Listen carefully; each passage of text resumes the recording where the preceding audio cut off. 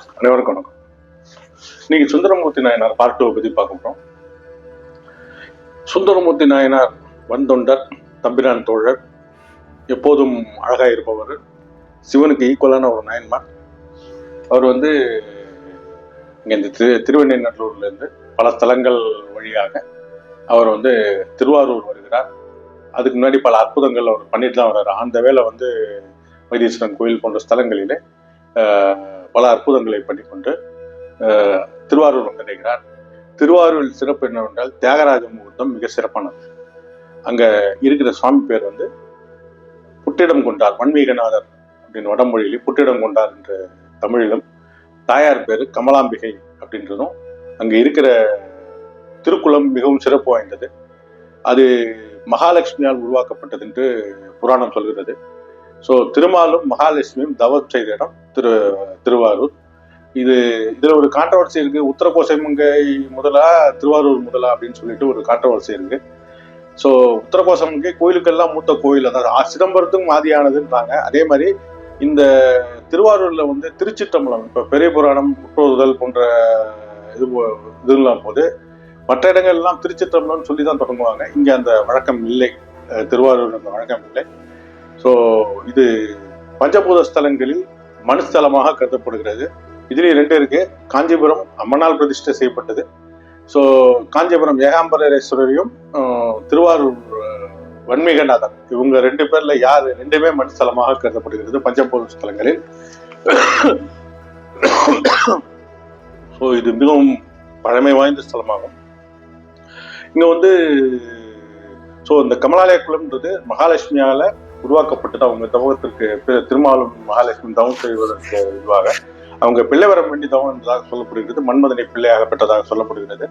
So Kamalalaya குளம் இவ்வளவு சிறப்பு வாய்ந்தது. ஒரு 24 to 34 ஏக்கர் அந்த குளத்தோட சுற்றளவு. மிகப்பெரிய ஒரு குளம், மிக ஆழமானது, பார்க்கறதுக்கே ஒரு மகிழ்ச்சி தரக்கூடிய ஒரு வியூவா இருக்கும் இந்த திருவாரூர் கமலாலய தீர்த்தக்கட்டம். ஸோ அந்த சைடு காவிரி ஆறும் போயிட்டு இருக்கு. ஸோ திருவாரூர் இவ்வளவு மகிமை வாய்ந்தது. மகாலட்சுமி மகாவிஷ்ணுவால் தவம் செய்யப்பட்ட ஸ்தலம். பிரம்மனும் அங்க தவம் புரிந்திருக்கார். 3 தேவர்களும் ஒன்றாக தவம் புரிந்த இடம். 2 தேவர்களும். ஸோ இப்பேற்பட்ட மகிமை வாய்ந்த திருவாரூரில் இந்த தியாகராஜ முகூர்த்தம் மிகவும் சிறப்பு வாய்ந்தது. தியாகராஜ முகூர்த்தம்ன்றது சிவன் ஒரு முறை சிவனை நோக்கி சிவனை நோக்கி தவம் வந்த விஷ்ணுவுக்கு தன் இருதயத்திலிருந்து அந்த தியாகராஜ முகூர்த்தத்தை சிவன் சிருஷ்டித்து கொடுக்கிறார். அந்த முகூர்த்தம் சோமாஸ்கந்த முகூர்த்தமாகவும் சொல்லப்படும். ஆனா சோமாஸ்கந்தருக்கும் இவருக்கு வேறுபாடுலாம் இருக்கு. ஏன்னா இவர் ராஜா, 2 சைடு இருக்கு. உடைவாள் இருக்கும், ஞானவாள், வீரவாள் சொல்ற உடைவாள் இருக்கும். அவரோட பீடமே ஒரு விசேஷமான பீடம். அஷ்டமா சித்திக்கெல்லாம் அதிபதியாக ராஜாவாக விளங்குகிறார். மற்ற இடங்களில் சிவன் ராஜாவாக எங்கேயுமே கருதப்பட்டதில்லை. தியாகராஜர் அப்படின்ற ஒரு திருநாமத்தோடு இங்கேயும் ஒரு ராஜாவை போல விளங்குகிறார். ஸோ அரசனுக்குரிய அத்தனை மரியாதைகளும் இந்த தலத்தில் இறைவனுக்கு செய்யப்படுகிறது. அவரை ஒரு அரசருக்கு ஈக்குவலா தான் கருதுறாங்க. ஆரூரா தியாகேசா என்று அவருடைய தேர் மிகவும் விசேஷமானது. திருவாரூர் தேர் நிலைத்தாலே முக்தி தரக்கூடிய திருவண்ணாமலை போல திருவாரூரில் பிறந்தால் முக்தி என்று புராணங்களால் சொல்லப்படுகிறது. இத்தனை மகிமை வாய்ந்த திருவாரூர். அது சிவன் தன் இதயத்தை சிருஷ்டிச்சு மகாவிஷ்ணுக்கு கொடுக்க, அவரோட தவத்தின் பலனா வைகுண்டத்துல பூஜை செய்ய, அப்ப இந்திரன் ஒரு முறை விஷ்ணுவை பார்க்க வரப்ப அந்த விஷ்ணுவிட்ட அந்த விக்கிரகத்தை கேட்க, விஷ்ணு மனமும் அந்த விக்கிரகத்தை இந்திரனுக்கு கொடுக்கிறார். இந்திரன் அதை சொற்புலோகத்தில் வைத்து ஆராதித்து கொண்டு வருகிறார். இந்த சமயத்தில் வானாசுரர் என்ற ஒரு அசுரன் தேவர்களை வாட்டி வதைக்க, அதுக்காக அதாவது இந்திரன் கலியுகத்தில் இருக்கும் முசுகுந்த சக்கரவர்த்தி, அதாவது கலியுகம் இல்ல, பூலகத்தில் இருக்கும் முசுகுந்த சக்கரவர்த்தி என்ற ஒரு சக்கரவர்த்தி திருவாரூரை ஆட்சி செய்து கொண்டிருக்கிறார். சோழ வம்சத்தின் ஒரு அரசாக முசுகுந்தர் கருதப்படுகிறார். ஒரு முகம் குரங்கும் வடிவில் இருக்கும். அவர் அவர்கிட்ட அவரோட ஹெல்ப் கேட்கிறார் இந்திரன். ஸோ இவர் போய் ஹெல்ப் பண்ணி அந்த அசுரனை தோற்கடிப்பதில் இந்திரனுக்கு சகாயம் செய்கிறார். ஸோ இந்திரன் அந்த சமயத்துல உங்களுக்கு என்ன வேணும்னு கேட்கிறப்ப அவர் கேட்கிறாரு, இந்த தியாகராஜ அப்படின்னு கேட்கிறாரு. ஏன்னா அவர் இயற்கையிலேயே சிவபக்தி அதிகம் வாய்ந்த ஒரு மன்னர் அவர். அவர் கேட்டோன்னா இந்திரனுக்கு வந்து என்னடா அது தேவலோகத்துல இருக்கிற செல்வத்தை வேற எதை வேணாலும் கேட்டுருக்கலாம், இதை போய் கேட்கிறாரு, நம்ம பூஜை பண்ற விக்கிரகமாச்சான்னு சொல்லிட்டு அவருக்கு மனசில்லை. அவர் என்ன செய்கிறாரு, அதாவது தேவர்களோட சிற்பி விஸ்வகர்மாவிடம் சொல்லி இதே போல ஒரு 6 விக்கிரகங்களை சிருஷ்டிக்க சொல்கிறார். இவங்க ஒரு 7 விக்கிரகம் ஆச்சு. அதுல வந்து இந்திரன் சொல்லிடுறாரு, இதுல வந்து நீ எது உண்மையான தியாகராஜர், நான் ஒரு 7 விக்கிரகம் காட்டுறேன் உனக்கு, அதுல நீ எதை உண்மையான தியாகராஜர் அப்படின்னு நினைக்கிறியோ அந்த விக்கிரகத்தை எடுத்துட்டு போலாம் அப்படின்ற மாதிரி சொல்லிடுறாரு. அன்றைய இரவு கனவு முசுகுந்த சக்கரவர்த்தியின் கனவில் சென்ற சிவபெருமான் எந்த விக்கிரகத்தின் மீது செண்பக மலர் வாசனை வருகிறதோ அந்த விக்கிரகத்தை நீ எடுத்துட்டு போயிடு அப்படின்ற மாதிரி அவருக்கு அறிவுறுத்திடுறாரு. ஸோ மறுநாள் காலையில 7 விக்கிரகங்களும் அவருக்கு காட்டப்படுது. அப்போ வந்து அவர் மாதிரி கரெக்டான தியாகராஜா ஐடென்டிஃபை பண்ணிடுறாரு. இந்திரன் அகமகிழ்ந்து அந்த 7 விக்கிரகங்களையுமே அவர் கொடுத்து விடுகிறார். அது வந்து சப்த விடங்க ஸ்தலங்களாக திருவாரூரை சுற்றியும் முசுகுந்த சக்கரவர்த்தியால் பிரதிஷ்டை செய்யப்பட்டது. இதில் மிக முக்கியமான தலமாக ஒரிஜினல் தியாகராஜர், அதாவது தியாகராஜர் வந்து சிவனால சிருஷ்டிக்கப்பட்ட தியாகராஜராக திருவாரூரில் தியாகராஜமூர்த்தி அருள்வாளிக்கிறார். ஆரூரா தியாகேசா என்று அனைவராலும் அன்புடன் அழைக்கப்படும் அந்த மூர்த்தமானது அங்கு வந்து நவகிரகங்கள் அனுகூல மூர்த்திகளாக உள்ளன. எல்லா இடத்துலையும் நவகிரகங்கள் அவங்கவுங்க திசையை பார்த்திருப்பாங்க. இங்கே எல்லாம் இறைவனிடம் வேண்டி நிற்பதற்காக ஒரே வரிசையில் நின்று இறைவனை வேண்டுகிறார்கள். ஸோ இங்கு இந்த தலத்தில் வழிபடுபவர்களுக்கு நவகிரகத்தினால் வேதனை கிடையாது. ஸோ இது ஒரு முக்கியமான தகவல். தலைவிதியை மாற்றக்கூடிய ஒரு ஸ்தலம் இது. இதை சுற்றி உள்ள 7 ஸ்தலங்களுக்கும் இந்த ஸ்தலத்துக்கும் ஒரு மிகப்பெரிய கனெக்டிவிட்டி இருக்கு. ஸோ இதே போல இங்க வந்து சுந்தரர் வராரு. அவருக்கு இங்க வந்து இந்த தலத்தில் நடனமாடக்கூடிய பறவை நாச்சியார் என்பவர் மேல் காதல் வர அந்த காதலை வந்து இறைவன்கிட்ட போய் சொல்றாரு, எனக்கு இந்த மாதிரி இந்த பொண்ணை கல்யாணம் பண்ணி வைக்கிறாரு. அவர் உடனே வந்து இறைவன் வந்து அங்க இருக்கிற பறவை நாச்சியார்ல போயிட்டு இந்த மாதிரி வந்து என்னோட நண்பன் அவனை நீ கல்யாணம் பண்ணிக்கோ அப்படின்றாரு. இந்த கல்யாணத்தை ஊர்ல இருக்கிறவங்களுக்கெல்லாம் அனௌன்ஸ் பண்ணி, சிவனை அனௌன்ஸ் பண்ணி, கனவுல போய் அனௌன்ஸ் பண்ணி அவங்களுக்கு மிகவும் சிறப்பாக தியாகேசர் முன்னிலையிலே திருமணம் நடந்தது. சுந்தரமூர்த்தி நாயனாருக்கு தியாகேசமூர்த்தி முன்னிலையிலே திருமணம் நடந்தது.